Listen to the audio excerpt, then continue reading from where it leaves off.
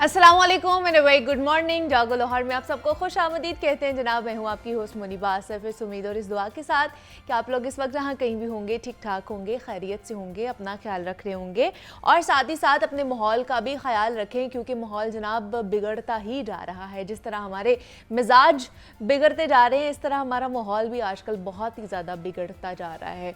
सूरत हाल संगीन होती जा रही है, हर चीज़ फॉगी होती जा रही है। मैं तो कहूँगी कि आप बाहर निकलते हैं तो धुंधलाहट का शिकार होती है हमारी चीज़ें, हमारी सड़कें, और उसकी वजह ये है कि जनाब जो स्मॉग है उसमें दिन ब दिन इजाफा हो रहा है। तो इस पर भी हमने बात करनी है वेदर के हवाले से, लेकिन अभी प्रोग्राम का आगाज़ करते हैं कुछ अच्छी अच्छी बातों के हवाले से और कुछ ऐसी बातों के हवाले से कि जनाब जो हमारे मुआशरे की साख को ख़राब कर रही होती हैं। आज हम बात करेंगे गीबत के बारे में, जो हमारे माशरे में एक आम बुराई बन चुकी है। और गीबत का मतलब है कि पीछे से काटना, मतलब इस लफ्ज़ का मायने ही इतना मुकम्मल है कि मज़ीद वजाहत की मेरे ख्याल से ज़रूरत ही नहीं है। कि किसी को अगर गीबत का मतलब समझना हो तो उसको बैक बाइटिंग भी कहा जा सकता है, यानी किसी की गैर मौजूदगी में उसकी जड़ें काटना, उसके बारे में बात करना। और इससे मुराद ये भी है कि जब आप किसी की गीबत कर रहे होते हैं ना, तो दरअसल उसे काट रहे होते हैं। और गीबत बहुत ही बुरी चीज़ भी है, जो आपको और अल्लाह और इसके बंदे दोनों की नज़रों में गिरा भी देती है और आप दोनों के मुजरिम भी बन जाते हैं। मुख्तलिफ़ इदारों में, मुख्तलिफ़ सनारियोज़ में हमने देखा है। अगर चले कुछ बात कर लेते हैं सरकारी इदारों के हवाले से, तो हमने वहाँ पर देखा है कि जनाब घरों में भी अपनी आम ज़िंदगी में हम इस बुराई को ना आम करते रहते हैं। लोग अपने बॉस के सामने या किसी के भी सामने दूसरों की चुगली करते हैं। और इस्लाम में भी ये इरशाद हमें दिया गया है कि अपने सगे भाई का गोश्त खाने जैसा है अगर आप किसी की गीबत करते हैं, अगर आप किसी की चुगली करते हैं।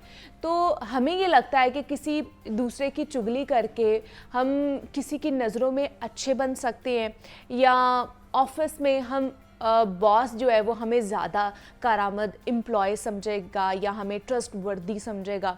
इसके लिए हम कान भरना शुरू कर देते हैं।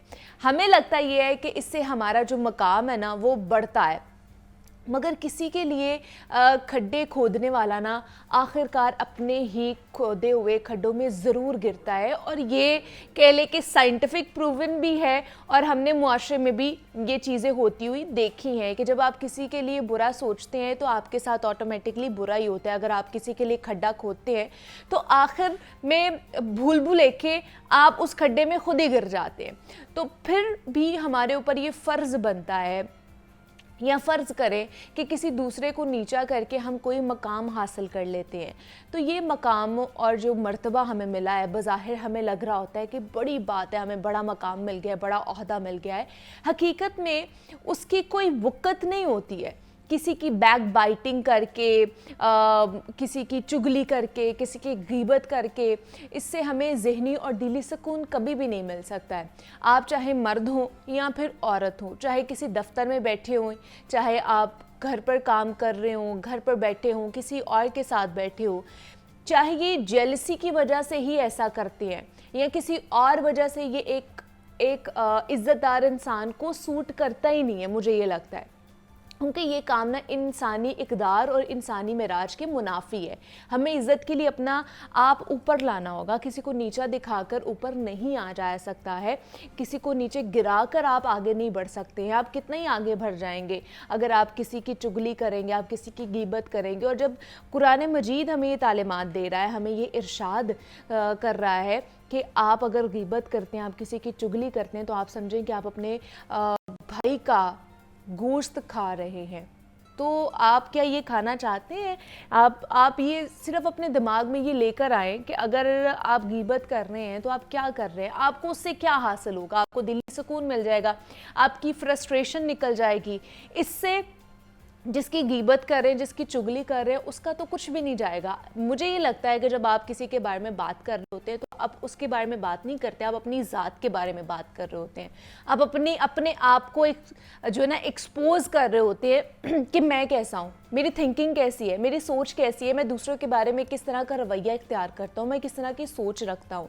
तो इसलिए हमें दूसरों के बारे में कम और अपने बारे में ज़्यादा बात करनी चाहिए। पहले अपने आप को ढूंढने की कोशिश करें, एक्सप्लोर करने की कोशिश करें, सही करने की कोशिश करें, फिर दूसरों के बारे में सोचें कि उनको हमने किस तरह सही करना है।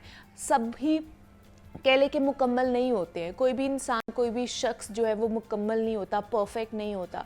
किसी ना किसी में कोई ना कोई खामी, कोई ना कोई कमी ज़रूर होती है। तो उस कमी को पूरा करने के लिए उनकी मदद करनी चाहिए, उनको नीचा नहीं दिखाना चाहिए और नीचे नहीं गिराना भी चाहिए। तो आज मैंने सोचा कि क्यों ना इस बुराई के बारे में भी बात कर ली जाए। मेरे ख्याल से इन तमाम तर बुराइयों के ऊपर जितनी बात की जाए वो उतनी ही कम है, क्योंकि इनकी प्रेवलेंस हमारे माशरे में बहुत ज़्यादा होती जा रही है। हर घर में, हर जगह पे कोई 4 लोग बैठ जाते हैं तो यही चीज़ें हो रही होती हैं। कभी फलाह की बात हो जाती है, कभी फलाह की बात हो जाती है। तो लोगों की बातें करने से बेहतर है कि आप अपनी ज़ात के बारे में बात करें, ख़ुद को एक्सप्लोर करने के बारे में बात करें, ख़ुद को किस तरह बेहतर इंसान बनाना है उस हवाले से बात करें। हम भी आगे बढ़ते हैं, बात कर लेते हैं ग़िज़ाइयत के हवाले से और सेहत के हवाले से। तो आजकल क्योंकि सर्दियों का मौसम है और सर्दियों में जो गर्म ग़िज़ाएँ हैं उनका इस्तेमाल ज़्यादा से ज़्यादा किया जाता है, और उनमें एक ऐसी चीज़ है जो हमारे घरों में ज़्यादा खाई जाती है, वाफर मिकदार में खाई जाती है।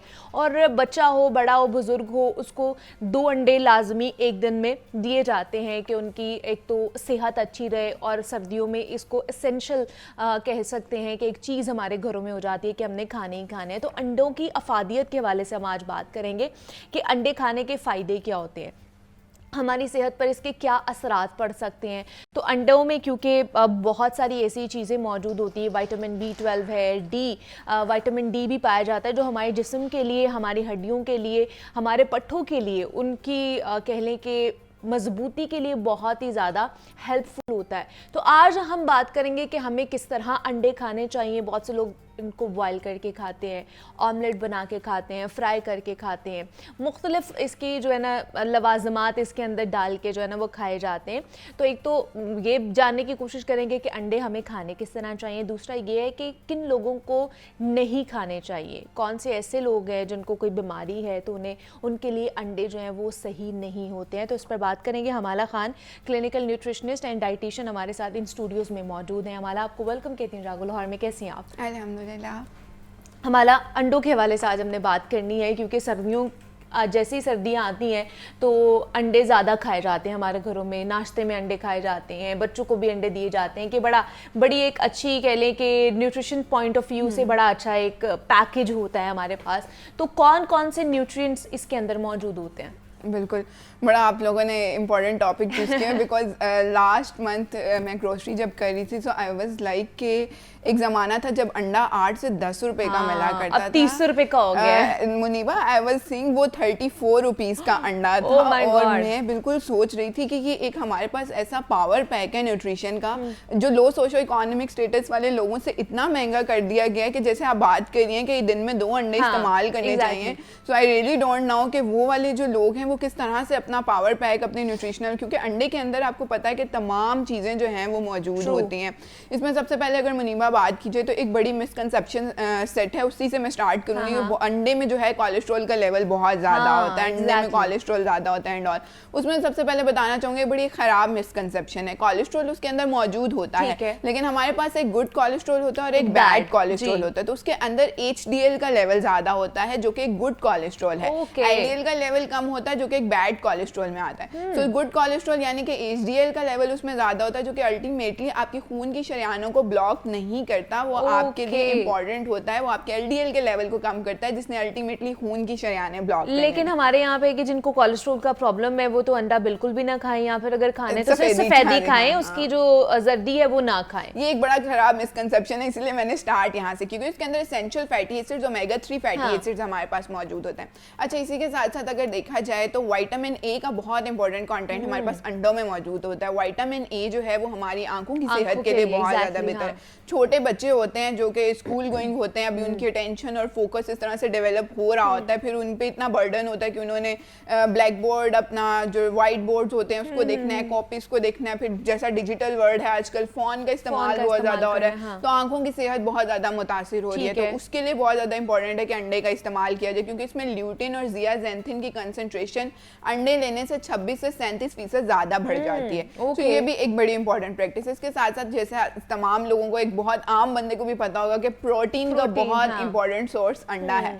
तो अंडे के अंदर हमारे पास 6 ग्राम प्रोटीन मौजूद होता है। और अंडा एक वाहिद चीज़ है जिसमें हमारे पास 100% एब्जॉर्बेबल प्रोटीन मौजूद होता है, जो कि हमारी बॉडी में सारा एब्जॉर्ब हो जाएगा। इसमें ऐसे अमाइनो एसिड हमारी बॉडी में आते हैं जो हमारी मसल जनरेशन के लिए, हमारे हेयर, नेल, स्किन, क्योंकि आपको पता है एक आम इंसान के लिए प्रोटीन का होना, उनके हेयर, नेल, स्किन के लिए होना बहुत ज़्यादा ज़रूरी है। सो अंडे के अंदर हमारे पास वो वाला प्रोटीन मौजूद है जो हमारी इन सारी चीज़ों का ख्याल रख सके। अच्छा, इसके बाद जैसे विटामिन डी की बात कर लें हम, और इस तरह की विटामिन की बात कर लें जो हमारी बोन हेल्थ के लिए बहुत ज़्यादा इंपॉर्टेंट है, तो वो भी आप अंडे के इस्तेमाल से हासिल कर सकते हैं। इसी के साथ साथ देखा जाए तो इम्यून सिस्टम के लिए हमारा जो, क्योंकि आजकल स्मोक का जैसे बहुत ज़्यादा फैक्टर आया हुआ है, और इसी के साथ साथ आप देखेंगी कि इसके अंदर हमारे पास आया हुआ है बहुत सारे वायरल इन्फेक्शंस भी आए हुए हैं, तो उसमें हमारे इम्यून सिस्टम को डिफेंसिव बनाने के लिए और इम्यून सिस्टम के लिए बहुत ज़्यादा इंपॉर्टेंट है कि हम अंडे का इस्तेमाल करें। अच्छा, ये सारी चीज़ें तो होगी एक तरफ। इसमें सबसे इंपॉर्टेंट फैक्टर जो फीमेल्स के लिए जो मैं डिस्कस करना चाहूँगी वो है बायोटिन। बायोटिन जिसकी हर फीमेल को बहुत ज़्यादा ज़रूरत है। अंडे की जर्दी को हम टॉपिकली भी अप्लाई कर सकते हैं। अच्छा, वो टॉपिकली कैसे कि आप अंडे की जर्दी को अपने स्कैल्प पे लगा सकते हैं, अपने नेल्स पे यूज़ कर सकते हैं और अपनी स्किन पर भी यूज कर सकते हैं, बिकॉज ये आपके मॉइस्चर को रिटेन करने के लिए बहुत ज्यादा जरूरी है। अंडे की कच्ची जर्दी को हम लोग डायरेक्ट अप्लाई कर सकते हैं स्कैल्प पे। हाँ, क्योंकि हम आपके मॉइस्चर को, क्योंकि जैसे जैसे आप देखें सर्दियां बढ़ती जा रही हैं तो ड्राइनेस का जो है वो बहुत ज्यादा होता जा रहा है। वो लोग जिनमें पानी की कमी रहती है, मैं ओवर हाइड्रेशन वाले लोगों की बात नहीं करी, जिनमें पानी की कमी रहती है जिसकी वजह से बहुत ज्यादा डिहाइड्रेशन का शिकार रहते हैं, मॉइस्चर उनकी स्किन पे आ ही नहीं रहा होता, वो अगर इस चीज का इस्तेमाल करेंगे तो एक तो उन्हें बायोटिन भी मिल रहा होगा और दूसरा वो उनके हाइड्रेशन स्टेटस को, स्किन के हाइड्रेशन स्टेटस को स्पेसिफिकली मेंटेन करने के लिए बहुत ज्यादा जरूरी है। तो आप अंडे का इस्तेमाल, मतलब अंडे की जर्दी का इस्तेमाल आप बालों के लिए कर सकते हैं और फेस पे भी लगा सकते हैं। बिल्कुल ऐसे ही है। लेकिन फिर कुछ लोग कहते हैं कि उसकी जो स्मेल है वो नहीं जाती है। आप डिफरेंट चीजों के कॉम्बिनेशन से उसको इस्तेमाल कर लें, लेकिन आप इसका इस्तेमाल कर सकते हैं। इस्तेमाल रिकमेंडेड है कि वो आप कर सकते हैं, वो आपके स्किन के लिए, आपके नेल्स के लिए बड़ा अच्छा है। अच्छा, लेकिन जो लोग जर्दी निकाल के खाते हैं, एक तो वजन कम करने के हवाले से भी इसको देखा जाता है कि अच्छा आप जर्दी के साथ ना खाएं, आप जर्दी के बगैर आपको खाना चाहिए। तो जर्दी के अंदर ऐसी कौन सी चीजें मौजूद है जो हमारी सेहत के लिए बड़ी अच्छी हैं, और दूसरा जो उसकी वाइट हम लोग खाते हैं उसके अंदर कौन कौन सी ऐसी चीजें मौजूद है? बिल्कुल, मैं जब अंडे के बारे में थोड़ी बहुत रिसर्च कर रही थी तो आई वाज वेरी अमेज्ड कि अंडे से रिलेटेड इतनी मिसकंसेप्शन सेट हो चुकी हैं सोसाइटी में कि उनको ओवरथ्रू करना, ओवरगो करना भी बड़ा मुश्किल हो चुका है। सो जैसे अल्लाह ताला ने अंडे को एक प्रॉपर अंडे की शक्ल में बनाया, so why not we are going to consume the whole egg. हमारे पास जितने भी न्यूट्रिएंट्स हैं वो हमें होल एग से मिल रहे हैं। मैं बहुत सारे लोगों को देख रही हूँ जो या तो अंडे के सफेदी इस्तेमाल कर रहे हैं या एग यॉक्स का इस्तेमाल कर रहे हैं। सो ये एक बहुत गलत प्रैक्टिस सेट है। आप थोड़ी मिकदार में खा लें, लेकिन आप प्रॉपर न्यूट्रिशनल वैल्यू लें, आप प्रॉपर अंडे का इस्तेमाल करें। लोगों को लगता है, जैसे हमने बात की कि जी वो एग यॉक के अंदर कोलेस्ट्रॉल का लेवल ज्यादा होता है एंड ऑल। अब ऑब्वियसली कोलेस्ट्रॉल उसमें होता है, लेकिन अगर आप एक रिक्वायर्ड अमाउंट में उसका इस्तेमाल करें तो वो आपको बेनिफिट ही दे रहा है। अगर आप एक रिक्वायर्ड अमाउंट से उसका ज़्यादा इस्तेमाल करेंगे तो ऑब्वियसली हर चीज़ ही आपके लिए नुकसान है। इसलिए बीइंग अ न्यूट्रिशनिस्ट मैं यही प्रेफर करती हूँ कि आप पूरे अंडे का इस्तेमाल करें। हाँ, जैसे अगर बात की जाए ब्लड प्रेशर वाले मरीजों की या डायबिटिक मरीजों की बात की जाए तो वो अंडे का इस्तेमाल अपने डॉक्टर की रिकमेंडेशन से करें। लेकिन इसमें अगेन अगर उनके ब्लड शुगर लेवल थोड़े से नॉर्मल रेंजेस से ऊपर नीचे हैं तो उसमें इतना अगेन कोई फ़र्क नहीं होता कि हम उसका इस्तेमाल ना कर सकें। बच्चे जो है वो ज़्यादातर नहीं खाते हैं, बॉइल्ड एग नहीं खाते हैं, तो उनको किस तरह का हम बना के दें? और अगर वो स्कूल भी हम लोग उनको लंच दे रहे हैं अंडों का, तो वो उसकी प्रेजेंटेशन भी बड़ी मैटर करती है, तब भी बच्चे खाते हैं वरना बच्चे नहीं खाते हैं। बिल्कुल ऐसे, जैसे मैं बात की कि वीनिंग के प्रोसेस में माएँ जो हैं वो बड़ा इजी टू गो रहता है, उनके लिए अंडा बनाया और जल्दी से उनको इंट्रोड्यूस करवा दिया।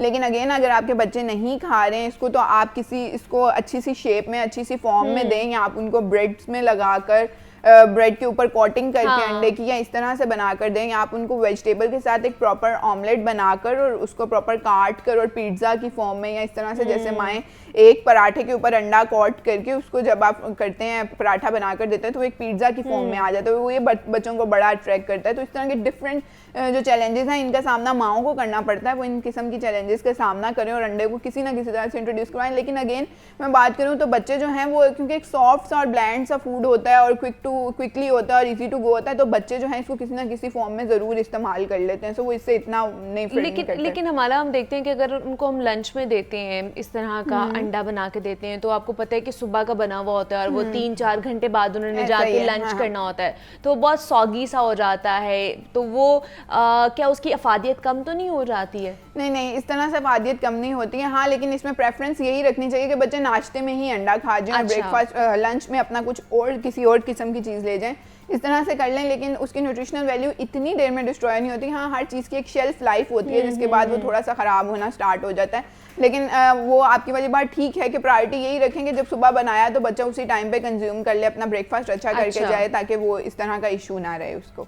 ठीक है, मतलब रिकमेंडेड है कि वो सुबह जब बन रहा है तभी खा के जाए। हाँ, बिल्कुल रिकमेंडेड है। लेकिन अगर साथ दे भी रहे हैं तो उसका भी कोई नुकसान नहीं होगा, वो उसकी न्यूट्रिशन वैल्यू उतनी ही रहने वाली है। तो जिनको बीपी का मसला है, क्या वो ऊपर नमक डाल के खा सकते हैं? सोडियम ऑलरेडी अंडे में बहुत ज़्यादा होता है। मैं बात करूँ 4000 समथिंग का मिलीग्राम सोडियम जो है वो अंडे में मौजूद होता है।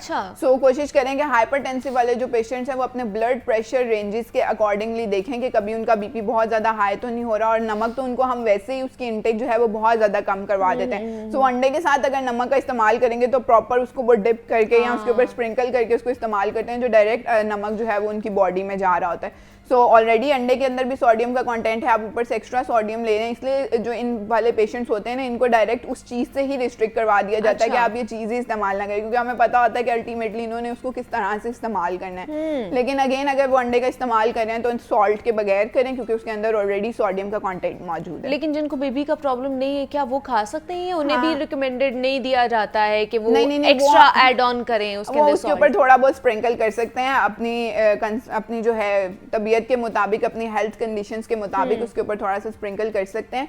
अंडा जो है ज़रूरी यही है कि आप बॉइल्ड फॉर्म में खाएं, लेकिन लोग जो हैं आजकल बॉइल्ड के अलावा भी उसको फ्राइड, स्क्रैम्बल्ड, ऑमलेट इस तरह के फॉर्म में भी खा रहे होते हैं। कुछ लोग जो हैं कोट करके किसी चीज़ पे खा रहे होते हैं, आलूओं के साथ खा रहे होते हैं, डिफरेंट चीज़ों के साथ खा रहे होते हैं। तो वो उन पर डिपेंड करता है कि वो इसको किस तरह से ले रहे हैं। लेकिन अगेन हम बार बार इस बात को रिपीट करते हैं कि आप अपनी हेल्थ कंडीशंस के मुताबिक देखकर खाएं कि आपकी सेहत कैसी है, आपके ब्लड शुगर लेवल कैसे रहते हैं, आपके ब्लड प्रेशर के लेवल्स कैसे रहते हैं, आपको हड्डियों का मसला अगर है तो वो किस तरह से इससे कंट्रोल हो सकता है एंड और ये सारे फैक्टर्स आपको कोई भी चीज़ है, मैं अंडे की बात नहीं करी, कोई भी चीज़ है उन तमाम चीज़ों में आपको अपने फैक्टर्स को ध्यान में रखकर चीज़ों का इस्तेमाल करना चाहिए।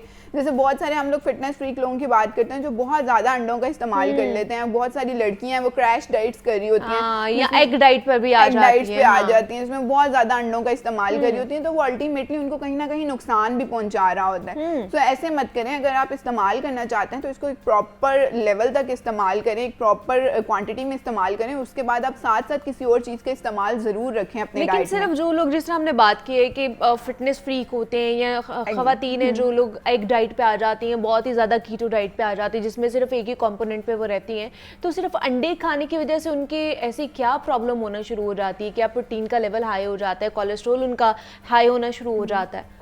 बिल्कुल ऐसे ही। आप प्रोटीन का इस्तेमाल जब आप एक रिक्वायर्ड अमाउंट से ज़्यादा करेंगे, एक नॉर्मल इंडिविजुअल में बात करें तो वो 25 to 30% प्रोटीन का इस्तेमाल करता है। अच्छा। आप देखेंगे अगर आप इससे ज़्यादा हाई क्वांटिटी में प्रोटीन का इस्तेमाल करें और सिर्फ प्रोटीन्स का इस्तेमाल करें तो वो अल्टीमेटली आपकी किडनीज पे लोड डालता है, किडनीज ओवर बर्डन हो जाती हैं, यूरिक एसिड का मसला बहुत ज़्यादा हो जाता है और डिफरेंट किस्म की कंडीशंस जो हैं वो उनमें जन्म लेने लगती हैं। किसी और आप सोचें कि आपको कुदरत ने इतने सारे मल्टीविटामिन, इतनी सारी चीज़ें दी हैं, लेकिन आप उसमें से सिर्फ प्रोटीन चूज़ कर रहे हैं, तो वो एक अच्छी प्रैक्टिस नहीं है। अगर आप किसी किस्म की डाइट भी करना चाह रही हैं, वेट लूज करना चाह रही हैं, तो उसमें आप कोशिश करें कि तमाम चीज़ों का इस्तेमाल करें, तमाम फूड ग्रुप्स में से थोड़ा थोड़ा पोर्शन लें और उसका इस्तेमाल करें। ये नहीं है कि आप सुबह शाम रात सिर्फ अंडे ही खाती रहें, या अंडों के साथ में बहुत सारी लड़कियों को देखा है वो नट्स का इस्तेमाल कर इस तरह की चीज़ों का इस्तेमाल कर लेते हैं, तो ऐसे मत करें। अच्छा। वेट लूज जो है वो एक सर्टेन कंडीशन में होता है, एक सर्टेन टाइम टेकिंग प्रोसेस होता है। अगर आपने सोचें कि जो फैट आपने 6 महीने लगाकर चढ़ाया है वो 10 दिनों में क्यों उतरेगा और कैसे उतरेगा, सो इस तरह की क्रैश डाइट्स पे बिल्कुल यकीन ना करें कि जी हमने 4 अंडे सुबह खा लिए, 4 अंडे शाम को खा लिए तो वो हमारे लिए बहुत ज़्यादा बेनिफिशियल है अल्टीमेटली, क्योंकि उसमें आपके पास कार्ब्स का पोर्शन नहीं है, आपके पास फैट्स का पोर्शन नहीं है, वो सारी चीज़ें जो आपके मिस हो रही हैं, वाइटामिन बहुत सारे ऐसे हैं जो आपको अंडे से नहीं मिल रहे, तो उन सारी चीज़ों के इस्तेमाल के लिए आपको चाहिए कि आप प्रॉपर पोर्शंस में कार्ब से भी लें, प्रोटीन से भी लें, फैट से भी लें, मीट भी लें, फ्रूट्स भी लें और वेजिटेबल्स भी लें। अच्छा। ताकि आपको जो है सेहत भी आपकी ठीक रहे, वेट लूज भी आपका एक सर्टेन टाइम में होता रहे। और अगेन बता रही हूँ कि वेट लूज जो है एक प्रॉपर टाइम टेकिंग प्रोसेस है, उसको अंडे खाकर बिल्कुल खराब ना करें। लेकिन जो करना चाहते हैं जी बिलफर्ज, जो लोग वेट लूज करना चाहते हैं तो वो, क्योंकि उनका ये होता है कि अच्छा सुबह हम एक ब्राउन ब्रेड ले लें, साथ एक बॉयल एग ले लें, साथ थोड़े से नट्स ले लें, या साथ एक चाय का कप या ग्रीन टी या खाली एक स्किम मिल्क का जो है ना एक ग्लास ले लें, इससे हमारा जो ब्रेकफास्ट हो जाएगा, एक तो हमारा वेट भी लूज हो जाएगा और हमारा हेल्दी ब्रेकफास्ट भी हो जाएगा। क्या वाकई ये सारी चीज़ें खाने से और सिर्फ उन्हीं चीज़ों को खाने से हमारा जो है वो वेट लूज होगा? अच्छा, ये सारी चीज़ें जो हैं ये एक सर्टेन टाइम पर और एक सर्टेन पॉइंट में अच्छी लगती हैं। अच्छा। जैसे आप बात करिए कि ग्रीन टी स्पीकर या इस तरह की चीज़ों को लेकर हम अपने वेट को लूज कर सकते हैं, ये आप तब कर सकते हैं, ग्रीन टीज आर ओनली कि वो आपके मेटाबॉलिज्म को फास्ट कर रही होती हैं। मेटाबॉलिज्म फास्ट होगा तो डाइजेशन का प्रोसेस ठीक होगा। ग्रीन टीज आर नॉट कि वो डायरेक्ट आपका वेट लूज करवा रही होती हैं। अब आप सुबह उठे हैं, आप बिल्कुल खाली पेट है, अपने रात 8 बजे या 9 बजे खाना खाया, उसके बाद से आपने कुछ भी नहीं खाया, तो एसिडिक लेवल भी जो है वो स्टमक में ज़्यादा हो जाता है। आप सुबह उठ के आपने ऊपर से ग्रीन टी पी ली है और उसके बाद आप कुछ भी नहीं खा रहे हैं कि जी अब दोपहर को लंच करूंगा, तो ये एक बहुत गलत प्रैक्टिस सेट है। आप जब सुबह उठते हैं तो आप अपना प्रॉपर ब्रेकफास्ट करें, आप अपना दूध लें, अपने दूध के साथ आप ब्रेड का स्लाइस लें, आप उसके साथ एग लें, होल एग लें, इस तरह से इस चीज़ को अपना प्रॉपर मील बनाएं और उसके बाद आप ग्रीन टीज़ का इस्तेमाल करें, ताकि जो आपने चीज़ ली है उस चीज़ के मेटाबॉलिज्म को वो एनहांस करे और वो जल्दी डाइजेस्ट हो और वो आपको वेट लूज में हेल्प करे। तो कभी भी खाली पेट इन चीज़ों का इस्तेमाल जो है वो रिकमेंडेड नहीं है। आप एग्स के साथ इसका ज़रूर एग्स आप लें, लेकिन एक पोर्शन में लें और एक टाइम पर लें। ठीक है, इसका भी रिकमेंडेड इस्तेमाल जो है वो अच्छे तरीके से हमें डॉक्टर से पूछ के या न्यूट्रिशनिस्ट से पूछ के हमें लेना चाहिए। ये नहीं है कि अगर किसी ने किया है और सिर्फ एक डाइट के थ्रू उन्होंने वेट लूज़ किया है तो वो आपके लिए भी अच्छी या हेल्पफुल साबित हो सके, ऐसा नहीं है। हवाला खान हमारे साथ मौजूद थी, क्लिनिकल न्यूट्रिशनिस्ट एंड डाइटिशियन। हमारा thank you so much for coming here. और अंडों के हवाले से बात कर रहे थे कि इनके क्या फ़ायदे हैं और कितना इंटेक हमें डेली इसका करना चाहिए। यहाँ पे मैं छोटी सी ब्रेक लूँगी, ब्रेक से वापस आते हैं तो मज़ीद आपसे बात करेंगे।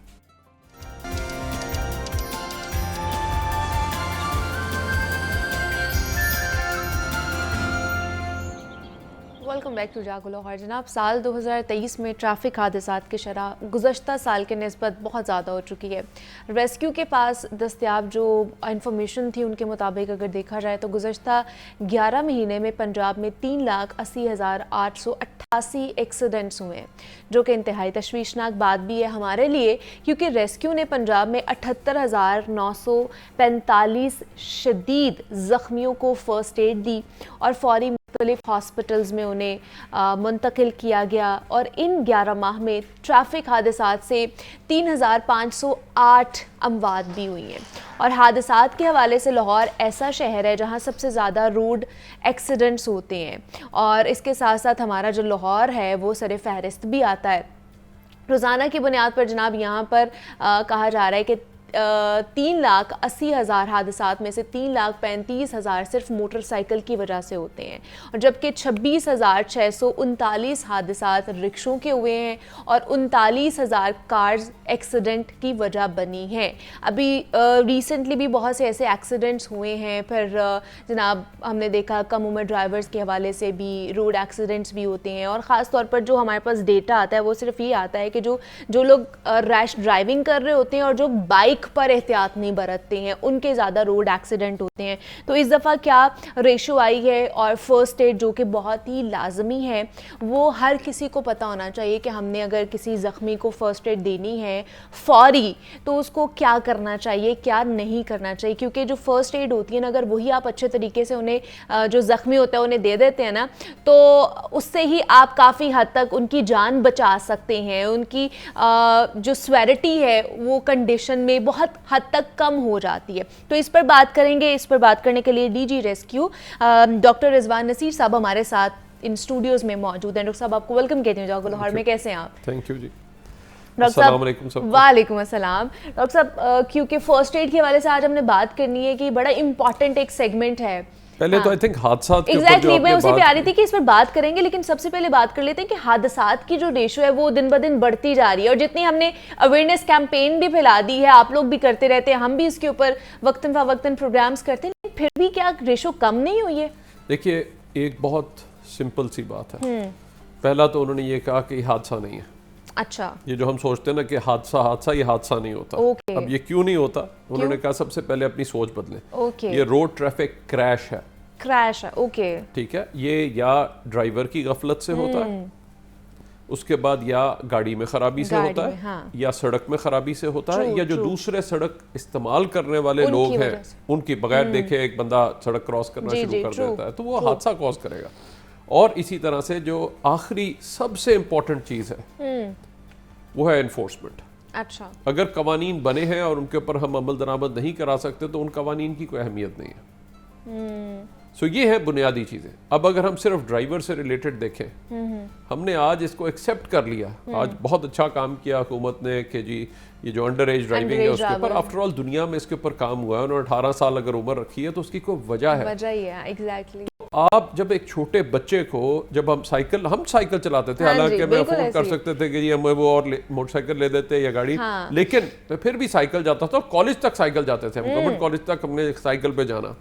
आज 12 साल के बच्चे को मोटरसाइकिल दी होती है, गाड़ियां इतनी बड़ी बड़ी दी होती देखिए, है उन्हें। आप ज्यादती कर रहे हैं अपने बच्चे के साथ खुद। ये लाड प्यार नहीं है, हाँ जी। ये ज्यादती है, क्योंकि जब बच्चा वो जख्मी होता है या उसका इंतकाल होता है और वो अगर वो सारी उम्र के लिए माजूर हो जाता है, आप जिम्मेदार हैं, कोई और जिम्मेदार नहीं। पेरेंट्स के लिए एक मैसेज तो है ये कि माँ क्या बाप कर को रहे हैं, मैं अपील करूंगा कि ये लाड प्यार में अपने बच्चे को बिगाड़े मत और सारी उम्र के लिए माजूर या उसको वो ना करें।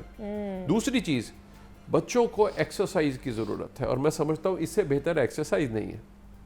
साइकिल पे जाए, उसके मसल बिल्ड होंगे, उसकी बोन की क्वालिटी बेहतर होगी, उसकी ओवरऑल फिटनेस बेहतर होगी। हाँ जी। बजाय कि वो सिर्फ, अब तो इस हद तक हम लोग क्यों हमारी बीमारियां बढ़ रही, हमने क्या किया, उस साइकिल को छोड़ दिया है। आज हम घर से यूं बाहर कदम रखते हैं, किक मारते हैं और मोटरसाइकिल लेके दूसरी जगह पे भी जाके उधर ही खड़ी करते हैं ताकि 10 फुट चल के जाना पड़े, उससे ज्यादा हम चले ना, क्योंकि उससे चलेंगे तो हम बीमार पड़ जाएंगे, काम करना पड़ेगा या हमें एक्सरसाइज करनी पड़ेगी। मतलब फिजिकल एक्टिविटी नहीं रही ना हमारी। सो हमारी डाइट्स बढ़ गई, तेल वाली और उस किस्म की, हाँ, सारी फ्राइड चीजें, और हमने एक्सरसाइज छोड़ दी, तो हमारी सेहत खराब हो गई। इधर हमने मोटरसाइकिल इंट्रोड्यूस की और उसकी स्पीड बढ़ाई, उधर हादसात की शरह बढ़ गई। तो अब आप देखिए कि हर 1 मिनट 1.25 सेकंड पे, अच्छा, 1 मिनट 25 सेकंड के ऊपर आपका हर 1 मिनट 25 सेकंड पे हादसा हो रहा है पंजाब में, मतलब और ज्यादातर उसमें रोड क्रैश ही कह रहे हैं, रोड क्रैश कह रहे हैं, ठीक है। ठीक है। और इसमें 80% जो है वो मोटरसाइकिल इन्वॉल्व है।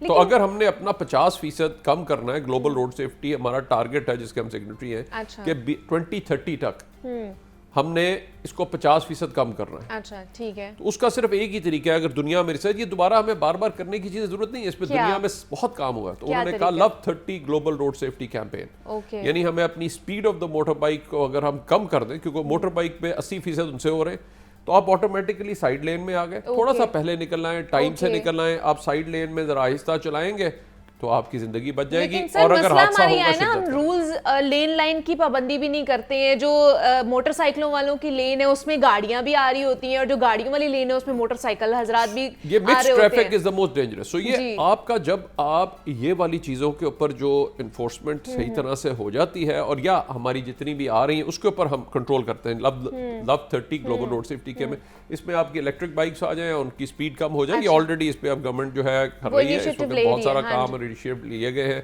इसी तरह बच्चों के ऊपर जो ये अभी उन्होंने कंट्रोल किया है इसको, तो हम साइकिल्स को मोर एंड मोर प्रमोट करें, और उसके जरिए बच्चों की भी जो ग्रोथ है, एक्सरसाइज होगी, सेफ्टी प्रमोट होगी। ये है जो कि आगे हमें करने की ज़रूरत है। हमें ये नहीं कि हम इसी तरह से, साइकिल इंडस्ट्री ख़त्म हो गई, आप सोचिए साइकिलें अब नज़र नहीं आती, हर बच्चे को भी अब मोटरसाइकिल लेके देनी शुरू हो गई थी, यानी एक ज्यादती वाला जिसको काम है ना, वो शुरू हो गया था।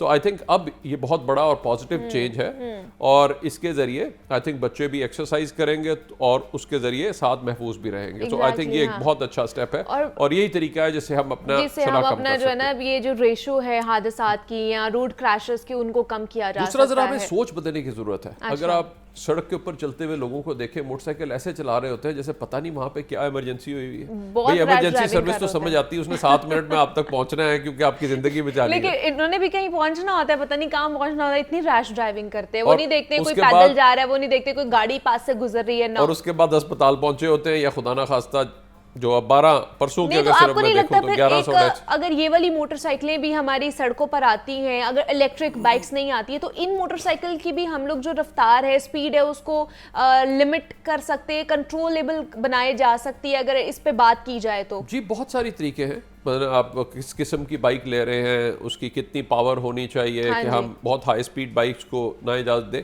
तो ये बहुत सारे तरीक़ाकार हैं जो दुनिया ने किए हैं। तो हमें वो करने के बाद हम इनकी डेफिनेटली स्पीड को रिड्यूस कर सकते हैं। बाकी अगर किसी ने शौकिया करनी है या वो करने है, उसके लिए अलग से जगह बना हाँ दें। जी, exactly। जो स्टंट मैन बनना हाँ। चाहते हैं वो लोगों को ना तंग करें, बिल्कुल। वो कहीं और जाके उन्होंने करना है, अपने आप को रिस्क पे डालना है तो कहीं और जाके कहीं और के डालें, डालें। हाँ। तो इसलिए लोगों को सड़क पे तो मत तंग करें। नहीं तो सर इस हवाले से कोई तजावीज़ दी जा सकती है हुकूमत को कि इनका मीटर ही जो 60 की स्पीड पर हो, ये इससे ज़्यादा हो ही ना, क्योंकि वैसे भी हद रफ्तार जो 120 की ना होती है, तो इसको कम ही किया जा सके, इसको बढ़ाया ही ना जाए। इतने अरसे से ये ऑब्वियसली एक चीज़ थी जो चल रही थी। तो सबसे पहले 1 बाय 1 अगर हम साथ साथ चले तो आई थिंक जो गवर्नमेंट ने स्ट्रेटेजी इस वक्त बनाई है वो बहुत अच्छी है। इलेक्ट्रिक व्हीकल्स की, इलेक्ट्रिक व्हीकल्स की भी कर रहे हैं, उसको प्रमोट कर रहे हैं बिकॉज ऑफ क्लाइमेट हाँ चेंज। जी। लेकिन उसके साथ साथ ये जो बच्चों की जो अंडर एज ड्राइविंग हाँ है जी, उसके ऊपर जो इस वक्त क्रैकडाउन पुलिस ने शुरू किया है, हुकूमत ने स्टेप लिए हैं, तो ये आई थिंक बहुत अच्छे हैं कि इससे हमारा ये वाला हिस्सा सेगमेंट जो है वो बेहतर कंट्रोल हो होगा। जाएगा। एक ठीक बार है। ये बेहतर कर लें, 1 बाय 1 आई थिंक इश्यूज को पकड़ते जाएं, अच्छा। बिकॉज अगर एकदम सब चीज़ों पे हाथ डालेंगे फिर वो फिर कुछ भी नहीं हो पाएगा। कुछ भी नहीं हो पाएगा। तो इसलिए जो इफेक्टिव है वो यही है कि ये हम स्ट्रेटजी को अपनाएं। हाँ। और इसी तरह से फिर ये जो हमारा, इससे जब अब स्पीड कम होती है आपकी ऑटोमेटिकली यूजर फ्रेंडली हेलमेट आ जाती है। जी। बिकॉज जिस वक्त आप हेलमेट में भी एक और प्रॉब्लम्स आती हैं, जिस वक्त आपका साइट और आपने मिरर लगाए नहीं हुए तो उसमें देखना, उसमें हेयरिंग, ये सारी चीजें जो है हेलमेट के design, you know, so they all need to be. So one most effective thing which is there is the reduction of speed, जो Okay। स्पेशली हमारी मोटरसाइकिल की है, जिससे हम 50% एक्सीडेंट्स की शरह को कम कर सकते हैं कि अगर उसकी जो स्पीड है उसको कम उसको किया कर जा सके। 60 से ऊपर मुझे लगता है कि उनका मीटर होना ही नहीं चाहिए। नहीं होगा, इसके ऊपर भी तजावीज़ अगर मानी जा सकती हैं और इसके ऊपर इम्प्लीमेंटेशन हो सकती है तो मेरे ख्याल से और क्या ही चाहिए। 60 से ऊपर होगी नहीं, 120 की 100 की स्पीड पर जाएंगे नहीं तो हादसात होंगे ही नहीं। मेरे नहीं ख्याल कोई भी ऐसा खानदान होगा जो कुछ अरसे बाद जिसको छोटा या बड़ा हादसा उसके साथ ना हुआ हो। हर घर में होता है, हर घर में होता है। तो इसलिए ये इतनी इंपॉर्टेंट चीज़ है कि इतनी क्राइम नहीं होता जितने जितने लोग जख्मी और जितने अमवात इसकी वजह से होती है। परसों की सिर्फ अगर मैं कल का डेटो देखूं जी, परसों, जी। तो 1100 के करीब जो है वो हादसा सिर्फ हुए, रोड ट्रैफिक क्रैशेस एक दिन में, जिसमें 12 अमवात हुई। ओह माय गॉड, तो अब देखिए, और ये उसमें सिर्फ से एक दिन की बात है, ना सिर्फ सिर्फ एक दिन की ये बात। 550 लोग शायद शदीद जख्मी भी हुए जिनको अस्पताल ले जाया गया, यानी सारी उम्र के लिए वो माजूर होंगे, उनमें माजूरी होगी कोई ना कोई, छोटी हो बड़ी हो, बट उनमें कोई ना कोई माजूरी होगी। तो आप सोचिए कितना बड़ा मसला है। और इसमें भी जब उनको आपने मैनेज करना है, जो आज आपने खास तौर पे first बात aid की के हवाले कि से। फर्स्ट एड के हवाले से, तो दो इनमें सबसे इंपॉर्टेंट चीज़ जी है। जी, जो सबसे इंपॉर्टेंट चीज़ है वो ये कि अगर किसी का रोड ट्रैफिक क्रैश या हादसा हुआ है तो उसमें अगर उसकी ब्लीडिंग हो रही है ठीक है, तो खून बहने को हमने रोकना है, सबसे पहले ब्लीडिंग रोकनी है। ठीक ब्लीडिंग है, रोकनी है, ठीक है। तो उसके लिए सिर्फ आप प्रेशर बैंडेज कर दें। ओके, और हमारे लिए तो बेहतरीन होता है कि हमारे वहाँ पे गिरदोनवा में दुपट्टे दुपट्टा होते हैं, अवेलेबल हाँ होता है। तो आपने दुपट्टा या कोई रुमाल लोगों ने सर पे लिया होता है, वो लेके अच्छी तरह कस के बांधे, और इतना कस के बांधे कि उसकी ब्लीडिंग रुक जाए। रुक जाए, ठीक है, ओके। सो ये है First step हो बेस्ट तरीका जो कि आपने, जिससे ब्लीडिंग, क्योंकि डेथ होगी अगर उसकी कोई Bleeding मेन ज़्यादा हो शरह कट गई है, कोई जो खून बहने वाली नाली है वो कट गई है, और उसकी वजह से अगर बहुत तेज ब्लीडिंग हो रही है तो उसकी वजह से उसकी डेथ हो जाएगी, वो वहां तक नहीं पहुंचेगी। लेकिन खुदा ना खासा डॉक्टर साहब, जब किसी के सर में ज्यादा लग जाती है तो उसके लिए क्या अब मैं करना दो चाहिए? चीज़ों पे आता हूँ। अब जब भी आपकी सर की चीज़ में आप कम कुछ कर सकते हैं, आपने सीधा हॉस्पिटल लेके हाँ, जाना है, exactly, लेकिन वही ना। उसमें भी साथ जो सबसे बड़ा डेंजर होता है कि गर्दन की साथ उसको चोट ना हो या कमर की चोट ना हो। ओके, क्योंकि अगर वो आपकी चोट लगी हुई है गर्दन या कमर की, तो अगर उसको आपने महफूज अंदाज से शिफ्ट ना किया तो वो सारी उम्र के लिए माजूर हो जाएगा, ओके। और उसकी शायद हॉस्पिटल पहुंच के भी रिकवरी ना हो सके। नहीं तो फिर क्या उसको उठाने का पोस्चर सही होना उसका चाहिए? उठाने का जो तरीका कार है वो ठीक होना चाहिए कि आपकी गर्दन में या कमर में खम ना आए। ओके ये ना हो कि आप ऐसे उठा रहे हैं कि उसके बाद उसकी कमर की चोट है तो वहां तक पहुंचने तक वो सारी उम्र के लिए मफलूज हो चुका है। ओके तो उसमें जल्दबाजी नहीं, अगर वो है तो सिंपली उसको आराम से साइड से पकड़ के गर्दन को ऐसे स्टेबल रखते हुए आप ड्रैग करके उसको साइड पे ले जाए, ओके वहां पे उसको चेक कर लें, ताकि सड़क की दरमियान में है तो जाहिर बात है वो डेंजर है कि कोई और ना आके उसको कर जाए। तो एक बंदा रोक के तो पहले तो आप साइड पे ले आए और उसके बाद फौरन उसको चेक करके अगर उसकी गर्दन की चोट है तो उसको आप स्टेबल करें अपने दोनों हाथों की मदद से, और इसी तरह शोल्डर्स पे, और इसी तरह से कमर है तो कोई पीछे चीज रख दे या दो बंदे उसको प्रॉपरली सेफली उठा के अपने हाथों के ऊपर, तो उसको जिस तरह से कि कोई उसकी चीज टूट ना जाए या हिल ना जाए तो उसको हिफाजत के साथ उधर शिफ्ट करें। और अब अल्लाह का शुक्र है कि आपके पास एक इमरजेंसी सर्विस का मरबूत निज़ाम मौजूद है, जो कि एक पोस्ट क्रैश रिस्पॉन्स एक पिलर था रोड सेफ्टी का, जो पहले बिल्कुल एग्जिस्ट ही नहीं करता था। और आज जनूबी एशिया में हमारे पास बेहतरीन इमरजेंसी सर्विस जो है वो मौजूद है, जो कि पहली अक़वाम मुत्तहिदा से सर्टिफाइड इमरजेंसी सर्विसेज रेस्क्यू 1122। तो आज अल्लाह का शुक्र है ये सिस्टम मौजूद, तो आप उस पर कॉल करें 1122 पे, तो उनकी एम्बुलेंस आके इसको ले जाएगी, तो वो फौरन जो है उसको बाहिफाजत हम शिफ्ट कर सकेंगे। उधर स्पाइन बोर्ड होता है, उस पर स्पाइन बोर्ड पे रख के ऐसे पेशेंट को शिफ्ट करते हैं। सो ब्लीडिंग कंट्रोल और स्पाइन स्टेबलाइजेशन ये दो सबसे इंपॉर्टेंट। किसी की अगर हड्डी फ्रैक्चर हो जाती है तो उसके लिए क्या करना? बहुत अच्छा आपने सवाल किया, बिकॉज ज्यादातर तो सारा अगर आप स्ट्रक्चर देखें तो वो बोन्स है, हाथ देख लें, ये देख लें, ये ज्यादातर एरिया, तो उसमें भी बड़े आराम से उसको आप सीधा, अगर आपके पास है उसी वक्त आप वहाँ पे सीधा उसको करके वहाँ पे जो नॉर्मल पोजीशन है, आपको पता है कि नॉर्मल पोजीशन क्या है, वहाँ पे करके उसके पीछे जो भी चीज़ अवेलेबल है आपके पास, कोई फट्टा है, किसी के पास कोई गत्ता है, जो भी चीज़ है वो पीछे रख के अगेन उसके ऊपर कोई दुपट्टा या जो भी आपके पास है, दो रुमाल बांध सकते हैं, ताकि वो चीज़ जिस वक्त मूव कर रही है वो हिलती ना रहे। बिकॉज अगर कभी आपने देखा हो कि जो फ्रैक्चर जब होता है तो जो हड्डी टूटती है वो ऐसे इतनी शार्प और तेज होती है कि वो हर चीज़ को वहाँ पे काटती है। तो ड्यूरिंग उसको जो शिफ्टिंग है उसको कोई मजीद डैमेज ना हो तो उसको स्टेबल कर दें। और अगर कहीं पे ब्लीडिंग है तो उसको हम टाई कर दें, प्रेशर ड्रेसिंग कर दें, ताकि वहाँ पे कोई और मजीद ब्लीडिंग जो ना हो, उसकी डैमेज ना हो, खून बहने से डेथ ना हो। अगर कोई एक्टिव ब्लीडर आपको नजर आता है जहाँ पे आप प्रेशर बैंडेज नहीं कर सकते, उसको फिर डायरेक्ट आप प्रेशर दे के उसको रोक सकते हैं कि कहीं पे अगर नहीं बांध सकते, कोई ऐसी जगह है जहाँ पे नहीं बांधा जा सकता, जहाँ पे प्रेशर मेंटेन नहीं हो रहा, तो फिर वहाँ पे आप डायरेक्ट प्रेशर दे देंगे। अदरवाइज ये चंद चीज़ें करने से आप बहुत सारी जिंदगियां जो हैं वो बचा सकते हैं। और ये सर इम्पॉर्टेंट है हमें फर्स्ट एड सीखना भी कि देना कैसे, या एसेंशियल होता जा रहा है हमारे लिए? ये आपने बहुत अच्छी, जो आज रेस्क्यू सर्विस ने आज हमारे पास निज़ाम बन गया, लेकिन देखिए आप जब उसको कॉल करेंगे उसको आने में भी चंद मिनट लगेंगे ऑब्वियसली। हाँ, तो आप अगर घर में भी खुदा ना खास्ता आपको कुछ हो जाए, या आपके किसी डियर वन को, किसी बच्चे को गले में कुछ फंस जाता है, किसी आपके एल्डरली को एकदम हार्ट अटैक क्या हो जाता है, वो एकदम कोलैप्स कर जाता है, तो किस तरह से आपने उसको रिवाइव करना है ये जानना आपके बहुत ज़रूरी है। तो उसके लिए मैं सबसे अपील करूँगा कि आज फ्री ऑफ कॉस्ट वज़ीर आज़म साहब का प्रोग्राम था, उसको हम इम्प्लीमेंट, इसी तरह से हमारा है पाक लाइफ सेवर प्रोग्राम है। पाक लाइफ सेवर, जहाँ पे आप इतना फ़ोन पे टाइम लगाते हैं, थोड़ा सा लगेंगे 5-10 मिनट, लेकिन इसका फ़ायदा ये होगा कि अगर आप वो चीज़ सीख लेंगे और उसके बाद CPR करने की टेक्निक, अपना तकिया ले लें, थोड़ा सा हार्ड हो, उसके ऊपर आप प्रैक्टिस कर सकते हैं। तो आपने 1 मिनट में 100 से 120 बार चेस्ट को दबाना है, जो है वो CPR करना है। तो निचले हिस्से में रख के हाथ, तो वो आपने दबाना है। अच्छा, और हाथ की प्लेसमेंट भी तो होनी चाहिए। वो जी ऊपर रखे, जो हाथ की प्लेसमेंट, एक हाथ के ऊपर दूसरा हाथ रखना है, और इम्पोर्टेंट चीज ये कोनी सीधी रखें। ठीक, आप पुशअप्स निकालने की कोशिश करेंगे तो सोचे 100 पुशअप निकालना नामुमकिन बात है। अच्छा, और ये मैं बता दूं अपने देखने वालों को कि ये वो हम बता रहे हैं कि जिनको हार्ट अटैक अगर खुदा ना खास्ता हो रहा है, तो उसके लिए आपने क्या करना है। वो पेशेंट नॉन रिस्पॉन्सिव है, आप समझते हैं उसकी पल्स हो नहीं आ रही है, उसका आपकी वो हार्ट जो दिल है वो मुतहरिक नहीं है, उसको मुतहरिक करने के लिए आपने ये चीज जो है वो करनी है। सो ये आपका जो पहली जो चीज़ है जहाँ पे CPR है। उसके साथ साथ तो इसके लिए आपने बहुत सिंपल चीज़ है, हमारा पाक लाइफ सेवर ऐप है, उसमें ये दोनों चीज़ें, CPR की टेक्निक, और इसमें सिर्फ कंप्रेशन और लोन पे फोकस करते हैं, क्योंकि ब्रीदिंग के लिए अगर आप वेल ट्रेंड नहीं है वो नहीं दे सकते और टाइम ज़ाया करते हैं। और इसमें दिल को ये जो कंप्रेशन देने से रोके मत।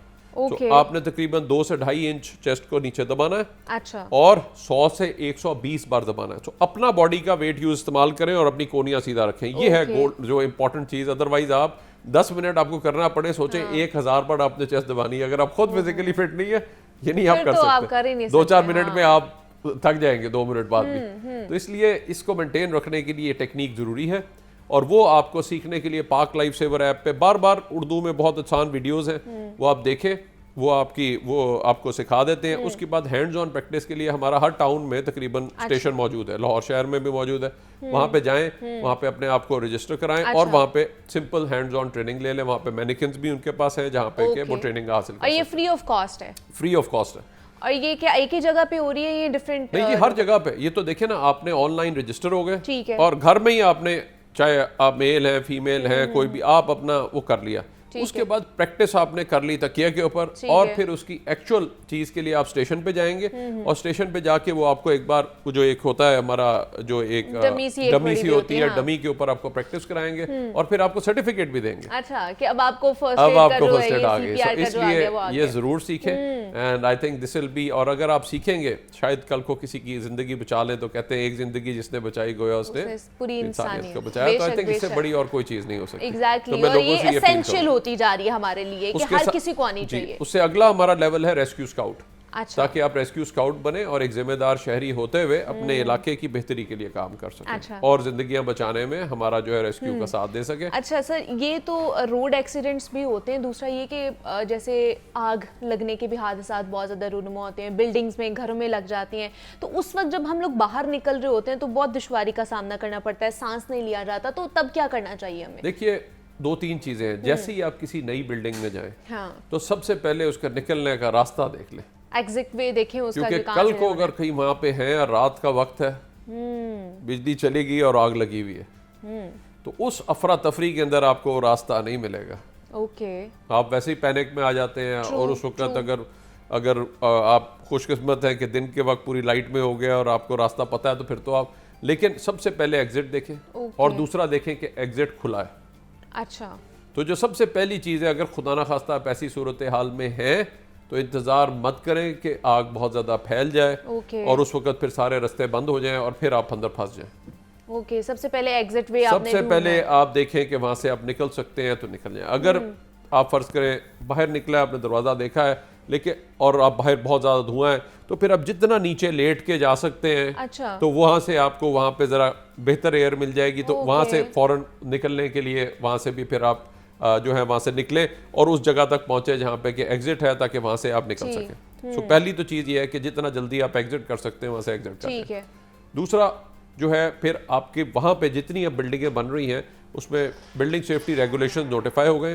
हम सब बिल्डिंगों को नोटिस दे चुके हैं, और अगर अब सेफ्टी को वो इंश्योर नहीं करते तो फिर हमें अब सील करनी पड़ेगी बिल्डिंग्स। तो इसलिए जितनी अनसेफ बिल्डिंग्स हैं उनको हम फाइनल अपॉर्चुनिटी दे रहे हैं, और मैं कहूँगा कि जितनी हमारी नई बिल्डिंगें बन रही हैं वो काफ़ी ये सेफ्टी कंप्लाइंट है और उन्हें अच्छे निज़ाम लगाए हुए हैं। लेकिन जो बिल्डिंगें अब नहीं हैं उनको फाइनल नोटिस जा चुके हैं, और उसके बाद उनको फिर एक सील करने का अमल जो है वो शुरू कर दिया जाएगा, ताकि ये सारी बिल्डिंगें जो हैं वो महफूज हो।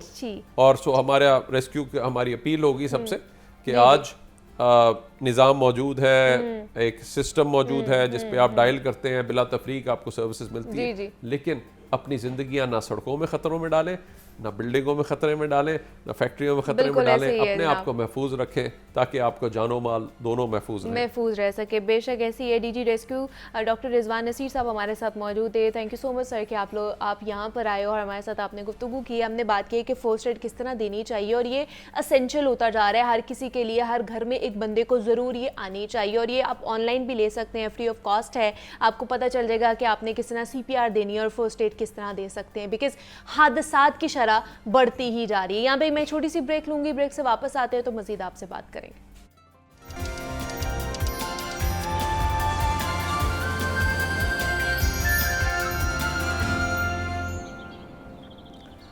वेलकम बैक टू जागो लाहौर। जनाब, अब कुछ बात कर लेते हैं पाकिस्तान की जनाब आबादी के हवाले से, क्योंकि दुनिया की आबादी तेज़ी से बढ़ रही है, और अगर रिपोर्ट्स के हवाले से बात करें तो दुनिया की आबादी को 1 अरब होने में हज़ारों साल लगे, मगर सिर्फ पिछले 200 साल के अरसे में दुनिया की आबादी में 7 गुना इजाफा हुआ है, और इस वक्त दुनिया की आबादी लगभग 7 अरब से ज़ायद हो चुकी है। और अगर सिर्फ पाकिस्तान की बात कर ली जाए तो हम आबादी के लिहाज से 5वें नंबर पर बराजमान है, और वैसे हम अब अब तक तरक्की पजीर ममालिक की फहरिस्त में ही रेंग रहे हैं और पाकिस्तान की आबादी 25 करोड़ से तजावुज़ कर चुकी है। और अगर लाहौर की आबादी बात कर ली जाए, बिकॉज हम लाहौर में बैठे हुए हैं, तो जनाब 7 साल पहले तक लाहौर की आबादी 70 से 80 लाख के लगभग थी, लेकिन सिर्फ 7 साल के कम अरसे में ही ये फिगर 1 करोड़ और फिर 1 करोड़ 25 लाख को टच कर चुका है। और अब बताया जा रहा है कि ये और भी बढ़ गया है, 1 करोड़ 30 लाख से भी ये जो फिगर है ये बढ़ चुका है। इससे ज़ायद अब आबादी हो चुकी है आज की, जो अगर पिछले जो सेंसस किए गए थे उसमें अगर देखा जाए तो आबादी के रफ्तार से यूं ही बढ़ती रही तो जनाब लाहौर महल वकू ही नहीं, यहाँ पर वसाइल की तकसीम का भी बहुत ज़्यादा मसला पैदा हो जाएगा। तो आज हम इसी पर बात करेंगे कि हम किस तरह आबादी को मैनेज कर सकते हैं, उनकी वेलफेयर के हवाले से हमें किस तरह जो है ना वो बेहतर बनाया जा सकता है, और जो इतनी ज़्यादा हमारी आबादी बढ़ती जा रही है उसकी वजह से हमारे मसाइल क्यों इतने बढ़ते जा रहे हैं और कौन कौन से मसाइल जो हैं वो मज़ीद जन्म ले रहे हैं। तो हमें किस तरह आबादी को कंट्रोल करना चाहिए, मैनेज करना चाहिए, फैमिली प्लानिंग किस तरह हमने करनी है, ये भी एक बहुत ही बड़ा इशू है। और दूसरा, इसके हवाले से एक पूरा डिपार्टमेंट तश्कील दिया गया है, एक पूरा डिपार्टमेंट है जहाँ पर लोग काम कर रहे होते हैं और आपके लिए वहाँ पर लोग बैठे हैं, आपकी अवेयरनेस के लिए, आपकी वेलफेयर के लिए वहाँ पर लोग बैठे हुए हैं कि आप वहाँ पर जाएँ, आपको वो बताएं कि आबादी के हवाले से हमारा शहर, हमारा पाकिस्तान कहाँ पर मौजूद है और आबादी को किस तरह हमने मैनेज करना है, फैमिली प्लानिंग किस तरह करनी है और बाकी कौन कौन से मसाइल जो हैं वो आबादी के ज़्यादा होने की वजह से बढ़ सकते हैं या पैदा हो सकते हैं। तो इस पर बात करने के लिए हमारे साथ DG population and welfare Punjab Saman Roy मौजूद हैं। समन, आपको वेलकम कहती हूँ जागो लाहौर में। कैसी हैं आप? Thank you so much, I am good, बहुत शुक्रिया। समन, सबसे पहले तो बताइए, बिकॉज एक तो आबादी बहुत ज़्यादा बढ़ती जा रही है और पिछले 7 सालों में हमारी ख़ासतौर पर लाहौर की आबादी जो है वो 1 करोड़ 30 लाख से भी ज़्यादा चली गई है। मतलब ये तो बड़ी अलार्मिंग सिचुएशन है हमारे लिए जो यहाँ पर लाहौर में रह रहे हैं, क्योंकि दूर दराज से जो लोग हैं, जो गाँव में रहते थे लोग, अब वो यही चाहते हैं कि हम लोग शहरों में जाके वहाँ पर बस जाएं, रहना शुरू कर दें। अब मैं तो ये कहूँगी कि इतना बड़ा लाहौर हो गया कि यहाँ पर इर्द गिर्द भी कोई गाँव नहीं हमें नज़र आता, अब शहर ही शहर हमें नज़र आता है। तो इतनी ज़्यादा आबादी के मसाइल भी बहुत ज़्यादा होते होंगे। फिर पहले तो मैं आपका शुक्रिया अदा करूँ before responding to your question, क्योंकि आपको याद होगा 1 साल पहले भी मैं आपके प्रोग्राम में आई थी और आई थिंक आपके प्रोग्राम को एक बहुत बड़ा क्रेडिट जाता है, एंड स्पेशली आपको भी फॉर रेजिंग सच इश्यूज़ जो कि बहुत इंपॉर्टेंट हैं और डे बाय डे वो ज़्यादा चैलेंजिंग होते जा रहे हैं। तो आपने बिल्कुल सही स्टैट्स बताए, मैं आपकी बात बहुत गौर से सुन रही थी कि इस वक्त तकरीबन दुनिया की आबादी 8 अरब के लगभग है और जो आखिरी अरब था वो तकरीबन 12 साल के अरसे में हुआ था। और आप इमेजिन कर सकते हैं कि ये जो तेज़ आबादी का ग्रोथ का जो ट्रेंड है वो हमारा मुल्क भी कोई एक्सेप्शन नहीं है। और तकरीबन इस वक्त हमारी टोटल आबादी के अलावा पंजाब और फिर पंजाब में भी लाहौर की अगर हम बात करें तो 1 करोड़ 30 लाख से भी ज़्यादा इस वक्त आबादी है। So it's like a big city of human beings.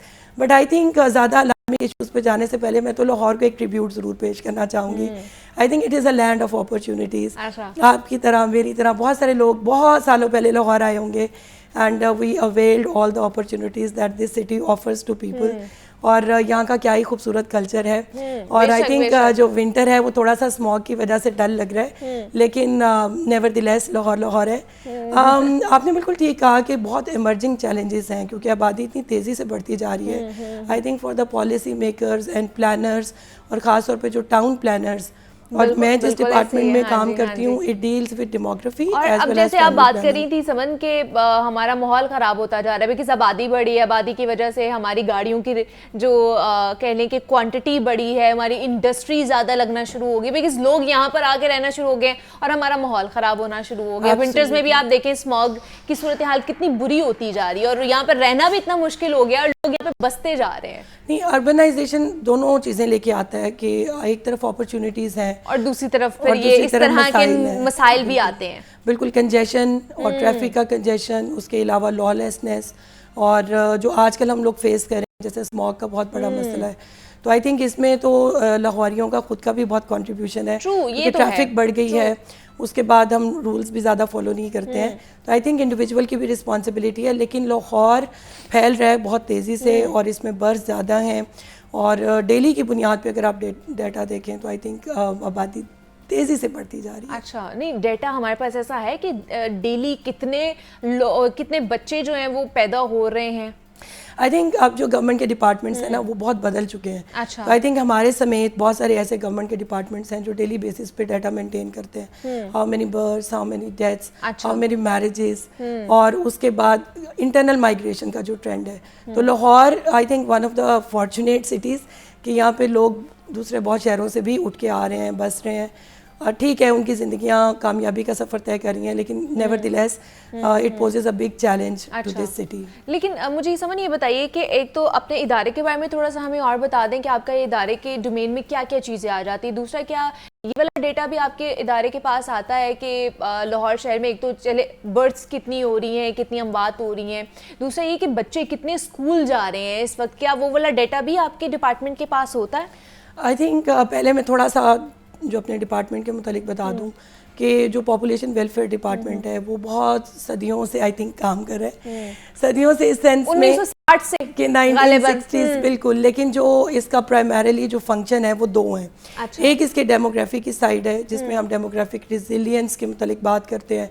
अच्छा, इस डिपार्टमेंट का एक और बहुत इंपॉर्टेंट काम ये है जो मैं इस वक्त कर रही हूँ कि पॉपुलेशन जैसे गंभीर मसले की जो मल्टीपल इसकी साइड्स हैं उनको हाईलाइट किया जाए, डिस्कोर्स आगे बढ़ाया जाए, and multiple stakeholder should come together with this department, और वो इसको कैसे एक जॉइंट पॉलिसी मेकिंग कर सकते हैं। इसी तरह हमारी एक जो पॉपुलेशन की पॉलिसी थी 2017 में वो बनी थी, उसमें भी एक बहुत बड़ा ऑब्जेक्टिव ये है कि आप गवर्नमेंट के तमाम स्टेक होल्डर्स को, private sector, NGO, civil society organisations को एक्टिवेट करें ताकि इस तरह के जो मसाइल हैं वो डिस्कोर्स के ज़रिए उनका कुछ सोल्यूशन सीख किया जा सके।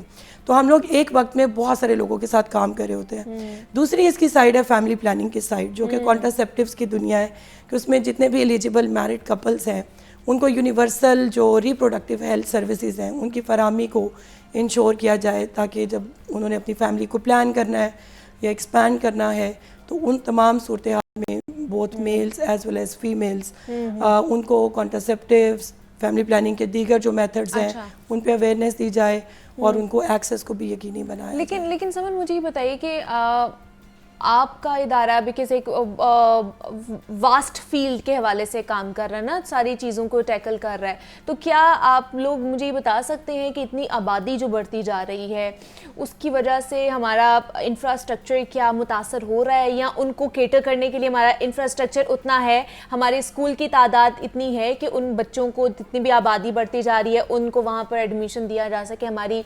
हॉस्पिटल की इतनी तादाद है कि उनको केटर किया जा सकता है, इतनी बड़ी आबादी को 1,30,00,000 से ज़ायद आबादी को केटर किया जाए? I think you are right, क्योंकि कुछ तो आपने सेवेरिटी ऑफ द इशू खुद ही हाईलाइट कर दी। जितनी तेज़ी से आबादी बढ़ती है उतनी तेज़ी से रिसोर्सेज नहीं बढ़ते हैं। बिल्कुल। इंफ्रास्ट्रक्चर की रिक्वायरमेंट्स हैं, फिर आपके जो हॉस्पिटल्स हैं उन पर जैसे अभी दबाव हम देख भी सकते हैं कि डेली जो इनकमिंग है पेशेंट या क्लाइंट्स, हम लोग क्लाइंट्स बोलते हैं, बाकी हॉस्पिटल्स में पेशेंट्स बोलते हैं, तो वो तादाद बढ़ती जा रही है, तो नेचुरली एक कैपेसिटी के कंस्ट्रेंट्स तो फेस करने पड़ते हैं। फिर आपको रिसोर्सेज की एलोकेशन में भी प्रॉब्लम्स आती हैं। इसीलिए तो हमारे महकमे का काम आता है जब हम ये कहते हैं कि आप अपने रिसोर्सेज में और जो आबादी की ग्रोथ है उसमें बैलेंस लेकर आएँ, और हमें ये ज़रूर पता होना चाहिए कि what would our future look like. तो हम लोग हर वक्त अपनी कैंपेन्स के जरिए यही कोशिश करते हैं तनासुब। चले, अब आपने फ्यूचर की बात कर ली है तो फ्यूचर पे बात कर लेते हैं। क्या कहेंगे 2040 तक हमारी आबादी कहाँ तक पहुँचेगी? यही रहेगी हमारे पास, या इससे ज़्यादा मजीद और बढ़ जाएगी? नहीं, आबादी ने तो हमेशा ही बढ़ना है, लेकिन लाहौर की अगर बात करें, मतलब अभी भी 1,30,00,000 लोग हैं, इससे ज्यादा हैं, तो 2040 में कहां तक पहुंच जाएंगे फिर? अच्छा, आपको मैं बताऊं, प्रोग्राम का मकसद तो लोगों को डराना नहीं है। नहीं, डराना नहीं है, लेकिन अवेयरनेस भी देना ना हमने कि फैमिली प्लानिंग किस तरह करनी है, बिकॉज इतनी ज्यादा आबादी हो जाएगी तो लाहौर कम पड़ जाएगा उन लोगों के लिए, वसाइल नहीं होंगे, सहूलियात नहीं मिलेंगी उन्हें, बिकॉज हमें रिसोर्सेज उस तरह नहीं मिल रहे जितनी आबादी बढ़ती जा रही है। अच्छा देखिए, आबादी खुद एक रिसोर्स है, इसको हमें थोड़ा सा अंडरस्टैंड करना पड़ेगा। आप इमेजिन करें कि एक शहर हो, उसमें तमाम सहूलियात हो और लोग ही ना हो, तो how would it look like? तो ये एक डिबेट है। लेकिन इतने बड़े शहर में इतनी ज्यादा आबादी है, रिसोर्सेज नहीं है, कम पड़ जाते हैं। बिल्कुल, आप फिर क्या करेंगे? आप कह रहे हैं कि रिसोर्सेज का कंस्ट्रेंट होता है, लेकिन आबादी का जो टॉपिक है ना, इसको थोड़ा सा हमें पिक करने के लिए ग्लोबल सिनारियो से हमने बात शुरू की थी। इस वक्त तो बहुत सारी दुनिया के ऐसे रीजन्स हैं जहाँ पे गवर्नमेंट्स इतनी परेशान है कि उनकी आबादी कम होती जा रही है, फर्टिलिटी का रेशो नीचे आता जा रहा है डे बाय डे, और वो जो रिप्लेसमेंट का एक कॉन्सेप्ट और लेवल है उससे भी बिलो जा चुका है, और people are not ready to produce children. तो आई थिंक बहुत सारे ममालिक जो पहले बहुत ज़्यादा पॉपुलेशन कंट्रोल पे काम करते थे, इसलिए फिर यहाँ से माइग्रेट हो रहे हैं लोग, बाहर जा रहे हैं, ब्रेन ड्रेन भी होता जा रहा है। बिल्कुल, migration is a big reality. बहुत सारी गवर्नमेंट्स ने अब ऑल्टरनेट ऑप्शंस पे जाना शुरू किया क्योंकि उनकी नेटिव पॉपुलेशन ग्रो नहीं करी, चिल्ड्रन आर नॉट लाइक पैदा नहीं करे लोग अब। तो वो तो गवर्नमेंट्स इस पहलू के ऊपर सोच रही हैं, तो इसकी वजह से फिर माइग्रेशन की पॉलिसीज, फिर इजी वीज़ा रिजीम्स आपने देखा होगा। इसलिए कहते हैं ना कि जितने अमीर लोग आप देखेंगे उनके बच्चे कम होंगे। बिल्कुल, ये रिसर्च से ये ट्रेंड सामने आए हैं कि richer people, fewer children, more education, less number of children being born to that family, more women empowerment, if women are opting for careers then they would go for a smaller family size. और इसी तरह अगर education ज़्यादा हो रही है तो contraceptive का जो प्रेवलेंस रेशो है वो भी बढ़ता जा रहा है। तो ये पॉजिटिव है चीज़ें। अच्छा। और इसी लाइन के ऊपर महकमा भी काम कर रहा है कि लोगों को अवेयरनेस दी जाए, फैसिलिटीज़ दी जाए, और फिर उनको मोटिवेट भी किया जाए कि आबादी को किस तरह मैनेज करना है। कंट्रोल तो नहीं किया जा सकता बिकॉज ये अनकंट्रोलेबल चीज़ है, तो इसको मैनेज किया जा सकता है कि आप अपने वसाइल देखें, फिर आप अपनी आबादी के हिसाब से सोचना है। फैमिली प्लानिंग बड़ा ही इम्पॉर्टेंट रोल प्ले करती है हमारी आबादी के अंदर। हमारे साथ समन रॉय मौजूद थी, डीजी हैं पॉपुलेशन की और वेलफेयर की। समन, बहुत शुक्रिया, क्योंकि वक्त की थोड़ी सी किल्लत थी लेकिन फिर भी हमने शॉर्ट टाइम के अंदर बहुत कुछ जानने की कोशिश किया, आबादी को किस तरह मैनेज किया जा सकता है। तो आप लोगों से भी यही कोशिश करेंगे और रिक्वेस्ट करेंगे कि अपने अपने रिसोर्सेज के बारे में सोचें और आबादी के बारे में सोचें और मैनेज करने के वाले से सोचें। मैनेजमेंट खासतौर पर आपको आनी चाहिए कि किस तरह हमने करनी है, वो किसी भी लिहाज से हो सकती है। Thank you so much Saman for coming here. मुझे इजाज़त दीजिए, अपना ख्याल रखिएगा, अल्लाह हाफिज़।